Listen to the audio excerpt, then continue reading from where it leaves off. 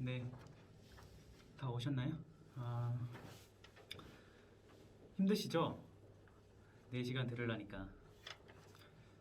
마지막 시간 할 텐데, 테스트를 또 하셔야 되니까, 한 5시 한 15분, 20분 정도까지 하고요. 마지막에 제가 오늘 했던 거를 정리를 해드리고 마치는 걸로. 그래서 강의를 못 들었더라도 마지막 얘기만 들어도 테스트는 풀 수 있는 것으로 제가 만들어 드리겠습니다. 그래서 그것만 하시면 되고요. 마지막 시간엔 데이터 3법을 할 텐데, 데이터 3법은 하기 전에 그냥 다른 얘기를 잠깐 먼저 할게요. 사실은 이게 법을 그냥 평면적으로 이렇게 설명만 하는 게 사실 듣는 사람 입장에서 잘 와닿지도 않고, 그리고 또 휘발성이 강하잖아요. 저희도 예전에 공부할 때 보면은 수업 들으면 까먹고 이게 반복되니까 조금 의미 없다는 생각도 많이 들었는데, 사실 데이터 3법은 조금 산업적인 거랑 연결되어 있는 것 같아요. 순수하게 법이 중요한 단계는 아닌 것 같고요. 새로 나온 거기 때문에. 그래서 이 말씀부터 한번 시작해 보겠습니다. 여기 첫 번째 줄에 생산수단과 생산물의 차이 이렇게 써놨잖아요. 요거 혹시 무슨 차이가 있는지 아시는 분? 이거 아시는 분도 충분히 있겠죠? 표현이 어렵잖아요. 생산수단, 생산물. 이거 혹시 아시는 분 있나요? 이 차이를? 사실 이거는 뭐 법적인 건 아니고 그냥 상식적으로 저희가 직장에서 이제 월급을 받거나 아니면 사업을 하거나 이런 소득이 발생하잖아요. 네, 소득이 발생하는데 자본가하고 노동자는 좀 다르죠. 우리가 이제 하루에 우리가 자본주의 사회에 살면서 돈이랑 시간을 맞바꾸면서 살고 있잖아요. 내가 직장에서 주 40시간 일해주면 거기에 걸맞는 대가를 받고, 저도 사실 마찬가지. 저도 이 개업을 해서 사업이긴 한데요. 어쨌든 제가 타임차지로 노동을 제공하고 고객들한테 돈을 받는 구조거든요. 그래서 이 돈과 시간의 속박에서 벗어날 수는 없습니다. 예. 근데 벗어날 수 있는 사람이 두 가지 부류가 있죠. 첫 번째는 이제 사업 시스템을 만든 사업가, 그리고 두 번째는 투자가죠. 사업 시스템을 만든 사업가는 자영업자하고 달리 자기의 노동 시간과 상관없이 돈이 모이는 사람이죠. 내가 집에 가서 여행을 가더라도 그 시간에 돈이 벌리는 사람이죠. 사업 시스템을 구축을 해놨으니까. 부동산 투자에서 투자 수익도 마찬가지죠. 내가 현장에 있어야만 돈을 버는 건 아니잖아요. 그래서 사업 시스템과 투자 수익은 어떻게 보면 생산 수단을 확보했다고 볼 수가 있고, 생산물을 확보한 건 아니죠. 생산 수단을 통해서 생산물이 자동으로 빨려 나오는 거고. 그래서 우리는 대개 돈과 시간의 속박 속에서 살고 있기 때문에 그 사이의 균형을 이루면서 살려고 노력하지 않습니까? 어떻게 하면 워라밸을 맞출 수 있을까? 하지만 모든 사람이 그런 건 아니다. 생산 수단을 확보한 사람은 돈과 시간이 동시에 있어요. 그래서 진정한 부를 얻을 수 있는 거죠. 왜냐하면 진정한 부는 자유라고 저는 생각하는데, 내가 원하는 시간에 원하는 장소에서 하고 싶은 일을 할 수 있고, 하기 싫은 거 안 할 수 있는 자유. 그게 진정한 자유고 부잖아요. 그래서 누구나 그렇게 되고 싶어 합니다.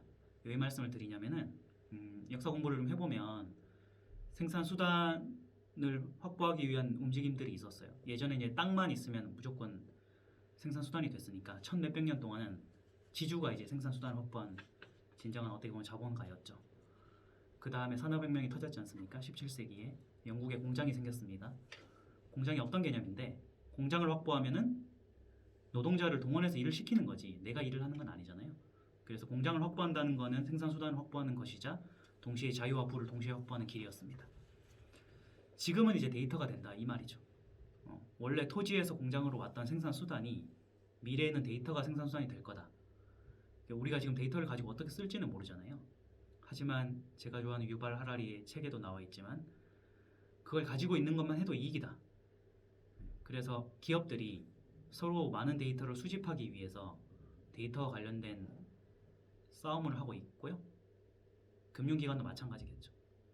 그리고 우리는 뭐 개인적인 데이터를 모으기 위해 노력하는 사람은 잘 없잖아요. 개인들이. 하지만 사업에 관심 있는 사람은 있습니다. 그리고 우리의 어떤 실제 어떤 비즈니스나 생활도 데이터는 아니지만 누구나 돈과 시간을 동시에 확보하기 위한 생산수단을 가지려는 노력이라고 봐요. 부동산 투자가 광풍인 것도 토지에 대한 확보를 위한 투쟁이죠. 주식도 마찬가지죠. 주식도 하나의 어떤 그 생산 수단을 가지는 거거든요. 기업을 쪼개서. 그래 미래에는 데이터가 생산 수단이 되고 이걸 확보하려는 움직임들이 각 금융기관마다 화두가 돼 있다. 그 중에 KB국민카드도 하나이다라는 거죠. 그런 내용이 있고요. 그거에 대비해서 법이 나온 거죠. 그래서 자 여기 전에 다시 보면 데이터 3법은 그 데이터라는 생산 수단을 위한 법이에요. 근데 아까 금융법이란 독자적인 법이 없는 것처럼 데이터 3법이란 법도 없습니다. 흔히 그냥 빅데이터 3법, 경제 3법이라고 표현하는 것뿐이죠. 실제 이름은 아래와 같습니다. 개인정보보호법, 정보통신망법, 신용정보법, 개정안. 이미 이 세 가지 법이 있었는데 이번에 데이터 3법을 위해서 각각 개정이 됐어요. 그 개정된 걸 통칭해서 데이터 3법이라고 표현할 뿐입니다. 핵심은 가명정보만 알면 돼요. 가명정보. 다른 건 몰라도 가명정보 하나만 알면 된다고 볼 수 있어요. 자, 아까도 나왔지만 세 가지가 있다고 말씀드렸잖아요. 개인정보, 가명정보, 익명정보. 개인정보는 우리가 아는 것처럼 이런 겁니다. 이름, 주민번호, 연락처, 주소 이런 거. 익명정보는 그냥 30대, 남성 이런 거죠. 익명정보는 기업들이 모아봤자 이거는 동의 없이도 받을 수는 있는데 모아봤자 의미가 없다. 30대의 어떤 특성을 너무 특정 짓기는 너무 어렵잖아요. 근데 그 중간 단계인 가명정보는 개인정보는 아닌데 익명정보보다는 이제 효과는 있는 거죠. 그래서 예를 들어서 서울 강남에 사는 30대 남성 조모 씨라고 하면 서울 강남에 사는 30대 남성의 어떤 특징이 있을 거 아닙니까? 그냥 익명정보보다는 카테고리가 좁아졌잖아요. 그러면 서울 강남에 사는 30대 남성의 어떤 특징을 활용해서 기업들이 큐레이션 서비스를 할 수 있다는 거죠. 그래서 개인정보는 동의가 없으면 받을 수 없기 때문에 어렵고 익명정보는 받을 수는 있으나 효용이 없는데 가명정보는 동의 없이도 받을 수도 있는데 효과도 있다. 모으는 사람 입장에서. 그래서 나온 거죠. 그래서 데이터 3법의 핵심은 가명정보다라는 거고요. 기존에는 익명정보만 쓸 수 있었어요. 동의 없이는. 그 개인정보는 동의를 받아야 되니까 보안의 문제가 있었고 익명의 문제는 효용의 문제가 있었죠. 근데 이제는 동의 없이 이런 가명정보를 씀으로써 여러 가지 통계에 쓸 수 있다. 유의미한 데이터를 수집할 수 있다. 그래서 기업들은 사업을 할 수 있다. 이게 이제 핵심인 거죠. 어떻게 보면 기업 관점의 법이라고 볼 수도 있어요. 약관구제법은 소비자 관점 법이라고 했는데 데이터 3법은 이제 사업하는 사람들에게 좀 유리하다고 볼 수도 있어요. 예. 다만 이제 뭐 안전장치는 있는 거죠. 함부로 쓰면 안 되니까 국가가 지정한 기관을 통해서만 가능하게 해놨다. 그리고 혹시 가명정보를 그 자체로 쓰는 게 아니라 예를 들어 30대 남성 조모 씨를 모았어요. 동의 없이. 근데 그거 자체로 뭔가 서비스를 만드는 게 아니라 이 사람이 누군지 알아내기 위한 어떤 용도로 편법이죠. 그렇게 쓰는 경우에는 이런 과태료를 받는다. 이런 거죠. 그런 관점이 하나 있었고요. 원래는 이제 법이 세 가지 다르니까 관할 기관도 세 가지가 달랐어요. 근데 이걸 법을 통합함으로써 기구도 통합하게 됐다. 이거는 우리 관점은 사실 아니고 법을 만드는 사람에게 유리해졌다. 편해졌다. 이런 거고요. 개인 관점에서는 이게 마이데이터 사업이라고 하죠. 이따가 설명드릴 텐데 내 정보를 내가 볼 수 있고 다른 데 넘길 수 있는 권리, 그걸 이제 마이데이터라고 하는데 예전에는 이제 볼 수가 없었는데 지금은 마이데이터 산업이 확대돼서 그걸 이제 개인의 권리가 강화됐다. 그런 면에서도 의미가 있다는 거죠. 기존에는 금융회사가 각각 고객 정보를 독점하고 있었으나 그걸 통합해서 나한테 달라고 할 수 있는 권리가 생겼다. 그걸 도와주는 사업도 생겼다. 이거죠. 예. 자, 마이데이터 이어서 설명하면은 그 기존에는 금융기관이 각각 가지고 있던 거를 개인 중심으로, 나 중심으로 볼 수 있는 권리, 그걸 이제 흔히 마이데이터라고 하는데요. 뭐 은행이나 보험사, 카드사 이런 것들을 흩어져 있는 산발적인 정보들을 나에게 모두 달라라고 할 수 있는 권리가 생긴 거죠. 이게 이제 데이터 3법에서 본인 신용정보관리업이라는 업도 등장했다라는 거죠. 실제 이름은 본인 신용정보관리업인데 마이데이터 사업자라고도 하죠. 자, 흩어져 있는 어떤 개인 정보들을 모아주는 게 마이데이터인데 그걸 도와주는 사업이 마이데이터 사업이죠. 그러니까 우리가 데이터 3법을 통해서 그런 권리가 있다고 해도 내가 혼자 돌아다니면서 모을 수는 없잖아요. 그래서 그걸 도와주는 대가로 이제 수익을 받는다든지 그리고 그 사람에게 빨려 들어온 통합적인 정보를 활용해서 어떤 큐레이션 서비스를 제공한다든지 이런 게 이제 마이데이터 사업이라고 볼 수 있고요. 데이터 3법의 가장 핵심적인 두 가지는 하나는 가명정보, 하나는 마이데이터 사업 이렇게 보시면 됩니다. 여기 그림 보면 딱 나오죠. 은행사, 보험사, 카드사, 증권사 이렇게 다 락이 걸려 있었던 개인 정보들이 나에게 모두 쏘게 만들 수 있는 권리가 나한테 생긴 거예요. 그리고 이걸 도와주는 사업도 생겼고요. 요게 이제 마이데이터 사업 이라고 보면 됩니다. 그 전에는 이렇게 할 수 없었는데, 그래서 우리가 어떤 사람을 이해할 때 조금 더 입체적으로 이해할 수 있게 된 거죠. 예전에는 이제 은행의 어떤 기록을 보면 그 사람이 어떤 사람일 것이다 라고 단정하고 거기에 맞는 서비스만을 제공했는데, 다른 금융기관을 통합해 보니까 실제 은행에서 추적되었던 트래킹 자료보다는 어떤 이 사람에 대한 새로운 정보가 있더라, 여러 가지를 결합해 보니까 그 사람을 100% 온전하게 이해할 가능성이 높아진 거죠. 그렇다 하더라도 100%일 수는 없겠으나 한 사람의 어떤 평가 자료보다는 다양한 사람의 평가 자료가 중요한 것처럼 다양한 금융기관에 흩어져 있는 개인의 어떤 데이터, 그런 것들을 모으면 오히려 더 정확하게 알 수 있다는 거죠, 그 사람을. 그래서 그거를 데이터를 확보하는 사업이 생긴 거고요. 그래서 원래 분산되어 있던 개인 정보를 통합해서 가독성이 높은 형태로 제공해 줄 수 있게 됐다. 그리고 그 사람의 여러 가지 이제 데이터를 활용해서 이 사람은 이런 소비 패턴이 있구나, 그리고 이렇게 재무 관리를 해주면 되겠구나 라는 게 더 정확해지게 됐다는 거죠. 이게 고객의 정보를 모르는 상태에서 컨설팅을 하면은 엉뚱한 자문이 될 수 있거든요. 저희도 사실 마찬가지예요. 저희가 어떤 기업들을 자문을 해주잖아요. 그 기업의 실정을 모르고 그냥 돈만 달려들어서 자문을 해주면은 법적으로 그게 맞다 해도 그 회사에 필요하지 않은 어떤 자문이 나갈 수 있거든요. 그래서 저희 같은 로펌 변호사도 우리 고객 기업에 대해서 잘 알아야만 정확한 자문이 나가는 것과 마찬가지로 금융회사들도 그 한 명의 소비자를 잘 알아야만 그 고객에 맞는 소비 그 상품을 추천해 줄 수 있는 거죠. 그러니까 넷플릭스에서 영화를 그 사람 개인별로 추천해 준 거랑 비슷한 거죠. 그 사람이 금융 정보를 알고 있으면 거기에 맞는 컨설팅이 나갈 수 있다, 이런 거죠. 그러니까 마찬가지로 신용관리, 정보관리도 마찬가지가 됐고, 재무 현황을 기초로 그러니까 모든 사람들은 다 다르다는 전제 위에 서 있는 겁니다. 아까 30대는 다 똑같을 것이라는 전제에 서 있는 게 아니라 한 사람 한 사람은 모두 다르다는 전제 위에서 데이터를 모아보려고 하는 거죠. 그걸 마케팅에서 초개인화 기술이라고 하잖아요. 그런 시대가 됐다는 뜻입니다. 금융 상품을 추천할 때도 여러분들 같은 회사가 주로 하겠죠. 그럴 때도 그 사람의 어떤 자료를 다 모아서 A라는 사람과 B라는 사람은 서로 다른 사람이기 때문에 다른 서비스가 나가야 된다, 이런 게 가능해진 시대가 됐다, 이거죠. 마이데이터 사업. 그래서 은행에서는 재테크 방안이라든지 자산 형성을 지원해 줄 수 있는 업무가 가능해졌다라는 거고, 카드사에서는 이제 소비 패턴을 분석할 수 있잖아요.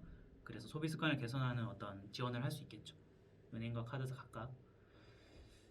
금융 투자 그 컨설팅도 마찬가지로 그 사람 투자 스타일을 더 잘 알 수 있게 됐고, 보험도 마찬가지로 보험을 설계해 줄 수 있게 된 거죠.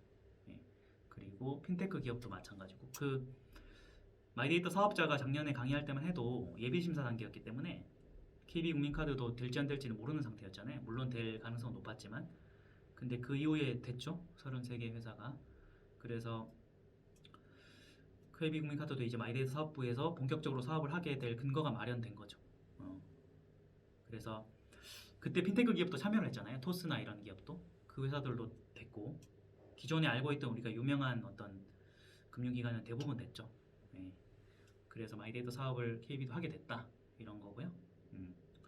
크게 보면은 기존의 금융 거대 기업들, 그리고 신규로 들어오는 핀테크 IT 기업들 간의 경쟁, 이렇게 볼 수도 있죠. 이강 구도로 보면 누가 더 잘 할지는 지켜봐야 될 문제지만 어쨌든 구도가 그렇게 형성되어 있는 것 같아요, 제가 봐도. 그래서 데이터가 그만큼 생산 수단으로서 중요한데 이 데이터를 거래할 수 있는 거래소가 생겼죠. 흔히 플랫폼이라고 하잖아요. 여러분들이 이제 여러 가지 플랫폼들 있잖아요. 배달 민족도 어떻게 보면 하나의 플랫폼이고, 그리고 소비자와 생산자를 연결해주는 플랫폼 회사들이 엄청 많지 않습니까? 각 분야별로. 플랫폼이라고 하니까 어려운 것 같은데 이게 그냥 시장이라고 보면 됩니다. 온라인 시장. 온라인에서 연결해주는 중개 거래소예요. 중개사 같은 거죠. 근데 또 잠깐 딴 얘기를 하면은, 제가 이제 플랫폼 회사랑 오래 일을 해서 그쪽 사업적인 시스템이나 이런 거를 좀 연구를 많이 했는데, 지금은 이제 컨텐츠 시대가 됐잖아요. 플랫폼도 있지만, 근데 되게 순서가 이렇습니다. 그 인터넷이라는 게 93년도만 해도 사실 초창기였기 때문에 제대로 나오지 않았거든요. 가상세계가 나오기 전에 역사 공부를 좀 해보면은 이제 모르는 땅에 누군가 이제 점령을 하잖아요. 그러면 땅을 인프라를 깔죠. 철도, 도로, 자동차 길을 깔잖아요. 인프라를 먼저 깔고 나면 시장이 들어옵니다. 인프라를 깔아야 시장이 들어오죠. 시장이 들어오면 상품이 들어오죠. 그러니까 인프라가 깔리면 시장이 들어오고 시장이 들어오면 상품이 들어오잖아요. 온라인도 마찬가지입니다. 아이폰이라는 인프라가 손에 깔렸어요.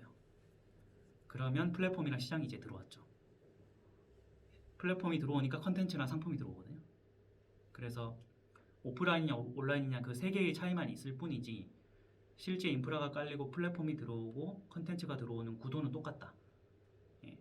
그렇게 보면 플랫폼이란 게 그냥 하나의 오프라인 시장에 불과하기 때문에 온라인 특별한 게 없어요.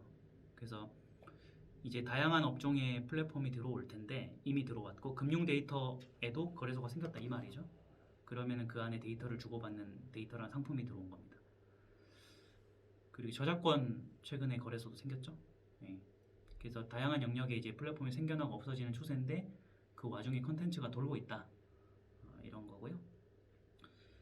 민간 데이터 거래소도 생겼고요. 그런 관점에서 이제 데이터 거래소가 생겼다. 우리나라에 기존에 없던 그런 생겼다는 뜻이고 지금부터는 이제 법 내용인데요. 산업적인 건 끝내고 법이 세 가지인데 개인정보보호법, 신용정보법, 정보통신망법 이겁니다. 근데 대부분 개인정보보호법이 중요하죠. 이거는 이제 약관을 만들 때도 사실 중요한데 일반적인 것도 먼저 말씀드리면은 그 동의를 무조건 받아야 되죠. 동의를 안 받고 개인정보를 처리할 수 없는 게 당연히 원칙이고 본인 정보를 모집할 때도 그렇고 제3자한테 넘겨줄 때도 그렇고 두 번 동의를 받잖아요. 우리가 인터넷에서 체크를 두 번 하잖아요. 제3자 활용 동의, 본인 동의 두 번 하지 않습니까? 법에 두 번 나와 있기 때문에 두 번 하라는 뜻입니다. 그 개인정보보호법에 이렇게 돼 있다. 사상이나 신념 뭐 이런 거 있잖아요. 건강, 그 사람의 마음속에 있는 거 그런 것들을 민감정보라고 합니다. 이거는 조금 더 엄격하죠. 물론 이것도 동의를 받으면 되기는 한데 좀 더 엄격하다고 볼 수 있어요. 여기는 표현이 안 됐지만 일반 개인정보보다는 엄격하게 관리됩니다. 제가 이거를 볼 일이 없었는데요. 지난주에 모 플랫폼 회사랑 계약을 했어요. 근데 그 플랫폼 회사가 심리 상담사랑 고객을 연결해주는 트러스트라는 회사입니다. 저도 몰랐는 그런 회사가 있었어요. 그 대표님은 개인적으로 아는 분이라서 제가 그 회사의 고문 변호사로 지금 계약을 맺고 일을 하는데 그동안에 약관에 이런 게 없었거든요. 민감정보라는 다른 업종에. 근데 심리상담이라는 게 이런 개인적인 걸 얘기하게 되잖아요. 그러면 이제 그 데이터가 보관이 되거든요. 그러니까 그런 회사는 여기에 이제 민감정보가 필요해서 약관에 지금 이걸 보는 작업들을 하고 있어요. 그래서 업종에 따라 민감정보가 가장 중요한 그 업종도 있다. 그리고 그 회사의 가장 큰 이슈는 고객들이 연락이 와요. 이렇게 내가 상담을 받았는데 상담사하고 이거를 회사에서 관리를 하는 겁니까? 이렇게 연락이 오는데 그걸 이제 처리하기 위해서 저희가 개인정보보호법 23조에 있는 이 규정을 저희가 근거를 알려주는 거죠. 이 규정에 따르면 민감정보는 이렇게 처리가 제한됩니다. 다만 동의를 받는 범위에서는 이렇게 쓸 수는 있습니다. 이렇게 하는 거죠. 그래서 이런 게 중요한 업종도 있다라는 거고요. 그래서 처음으로 제가 사업적으로 이거를 이게 중요한 회사가 있구나라는 걸 알게 됐어요. 저희 변호사 상담도 사실은 관련은 있는데 엄밀히 따지면 민감정보라고 보기는 또 어려운 면이 있어서 아무튼 이런 게 개인정보보호법에 있고요. 주민등록번호는 예전에는 굉장히 많이 처리를 했는데 가급적이면 이거 없이도 서비스 쓸 수 있게 법에 나왔잖아요. 마지막에. 그래서 요즘에 회원가입할 때 주민번호가 없는 경우도 많죠. 그래서 이게 개인정보 때문에 문제가 생겨서 그렇습니다. 가명정보 핵심인데 이거는 동의 없이도 모을 수 있다는 게 개인정보와의 다른 점이죠. 다만 이거를 이제 그냥 사업적인 용도로만 써야지 이 사람이 누군지 알아볼 편법으로 쓰면 안 된다.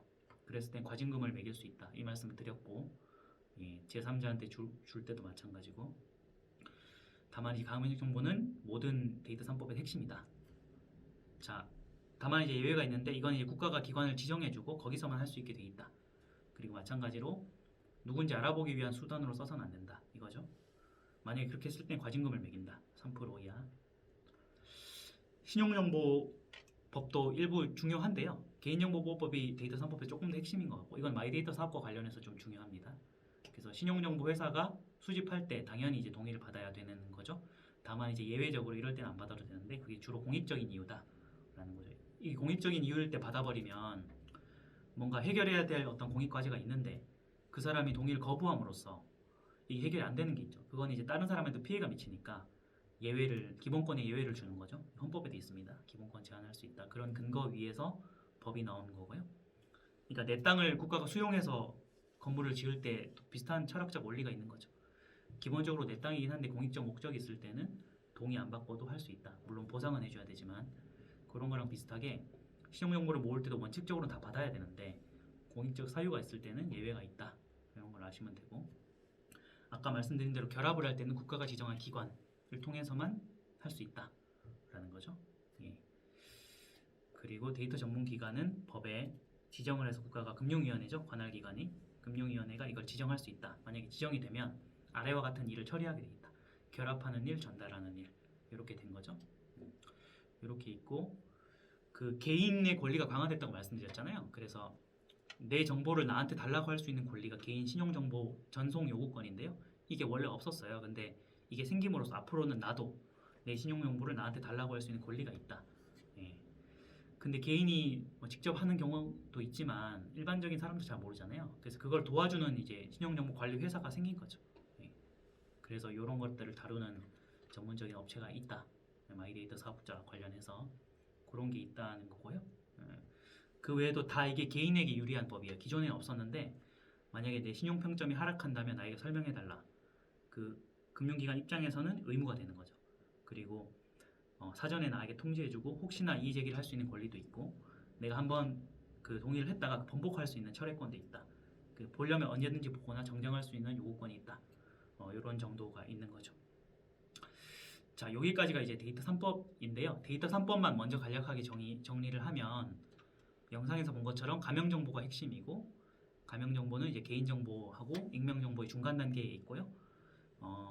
서울 강남에 사는 30대 남성과 같이 누군지는 모르는데 그 범위는 좁은 거. 그래서 그 범위를 활용해서 다양한 데이터 사업들을 할 수 있게 만드는 게 이제 가명정보라고 말씀드렸고요. 두 번째로 중요한 게 마이데이터 사업이라고 말씀드렸는데, 그 기존에는 이제 내 정보가 다 분산돼 있었는데 모든 금융기관을 통합해서 나에게 달라고 할 수 있는 권리가 생겼다. 그걸 이제 마이데이터라고 하고, 그걸 도와주는 마이데이터 사업도 생겼다. 그리고 KB국민카드를 비롯해서 주요 금융기관들이 마이데이터 사업에 뛰어들고 있는데 미래에는 그 데이터가 생산수단이 되기 때문에 사업적으로 의미가 있다. 이 말씀을 드렸던 거죠. 데이터 3법은 세 가지가 있는데 개인정보보호법, 신용정보법, 정보통신망법. 근데 마지막 건 사실 크게 의미가 없고, 개인정보보호법이 핵심인데 아까 개인정보하고 민감정보 말씀드렸고요. 그 다음에 이제 그 가명정보 규정이 여기 개인정보보호법 안에 있다고 말씀드렸죠. 그 외에 신용정보에는 마이데이터 사업 관련된 본인 신용정보 관리업이 있다. 이렇게 정리를 해드렸고요. 자, 오늘 이제 3시간 반 동안 저희가 강의를 했잖아요.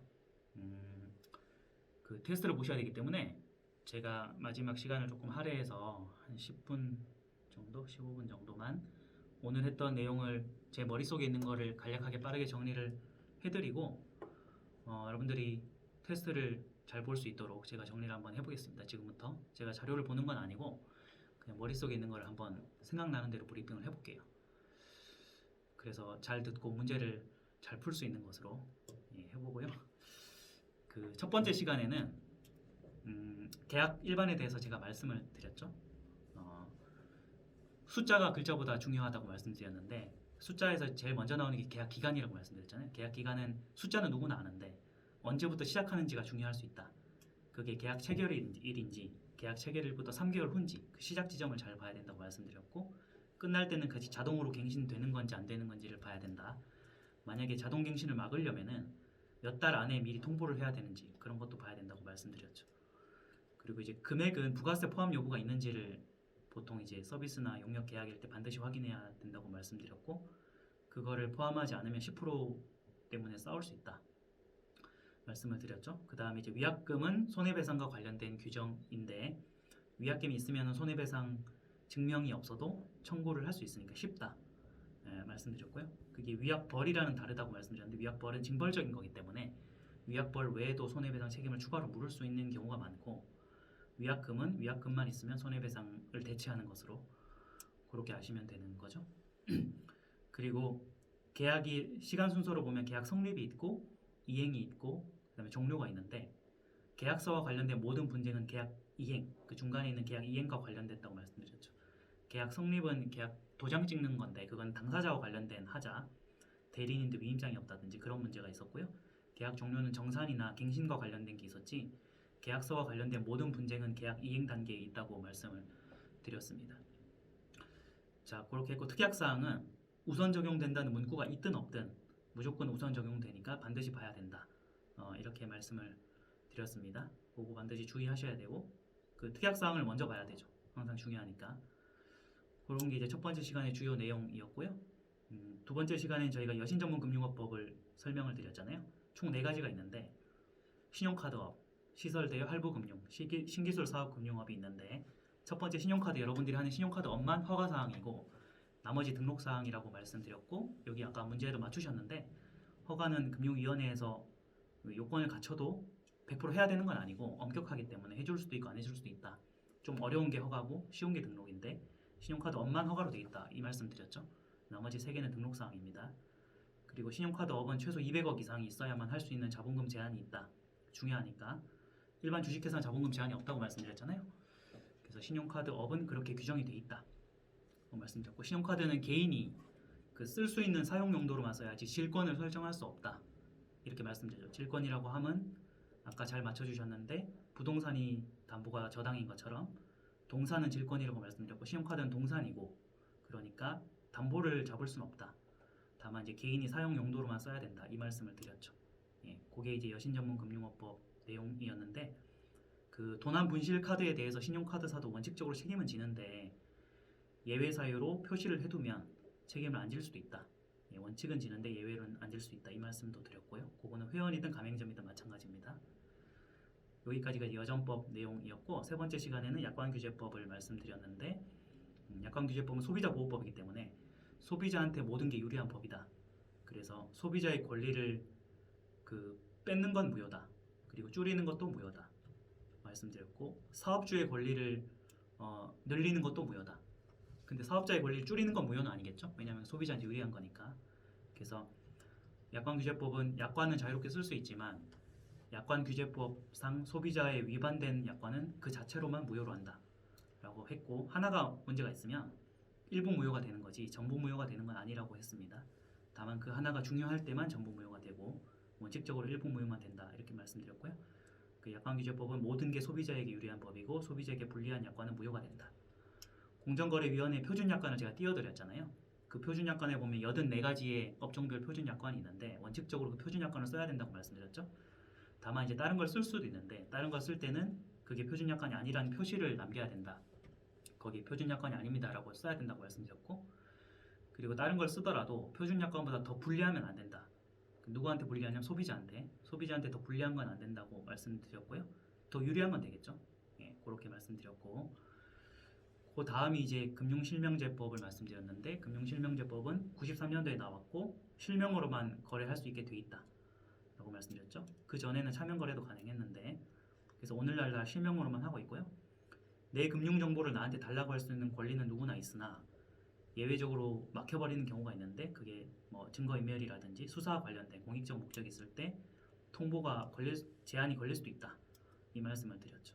그거 말고는 사실 중요한 게 없었고 그리고 이제 이자 제한법을 저희가 봤는데요. 이자를 자유롭게 할 수 있는데 지금 현재 기준으로 연 24%까지만 이자를 맺을 수 있다. 그래서 연 24%가 넘으면은 그 초과된 부분만 무효가 된다고 말씀드렸고 전부 무효는 아닙니다. 26%면 초과하는 2%만 무효란 뜻이에요. 이자를 총 3가지가 있는데 대부업도 있고 여신전문금융업 이자도 있고 일반 이자도 있잖아요. 그게 일반 이자는 원래는 25%가 맥시멈인데 현재 24%고 대부업이랑 금융업은 원래는 27.9가 법상 맥시멈인데 현재 24니까 결론적으로 지금 기준으로는 24가 똑같다. 다만 이제 7월달부터 연 20%가 된다. 이 말씀 드렸고요. 그래서 이자 제한법은 이자는 자유인데 제한이 걸리는 법이다. 이 말씀을 드렸었죠. 이렇게 마지막 시간에 이제 데이터 3법을 봤잖아요. 저희가 데이터가 이제 생산 수단이니까 처음에 좀 다른 얘기를 잠깐 드렸는데 데이터가 미래의 생산 수단이 되니까 금융기관들이 뛰어들어서 이게 미래의 먹거리로 보는 거죠. 근데 우리는 이제 법률 강의니까 제일 중요한 건 가명정보라고 말씀드렸는데 가명정보는 개인정보는 아니지만 익명정보보단 좋은 거 사업자에게. 그래서 서울 강남에 사는 30대 남성 누구누구 씨와 같이 가명 처리는 되어는 있는데 카테고리는 좁은 거. 그래서 기업들이 그걸 활용해서 다양한 사업을 할 수 있다. 개인정보는 동의를 받아야 된다는 장벽이 있고 익명정보는 동의 없이 받을 수는 있는데 의미가 없었잖아요. 그 중간 단계에 있는 게 가명정보고 데이터 3법의 핵심이다. 이 말씀 드렸고요. 그리고 그 데이터 3법이란 독자적인 법 이름이 있는 건 아니고 개인정보보호법, 신용정보법, 정보통신망법 이 세 가지를 합쳐서 말씀드렸습니다.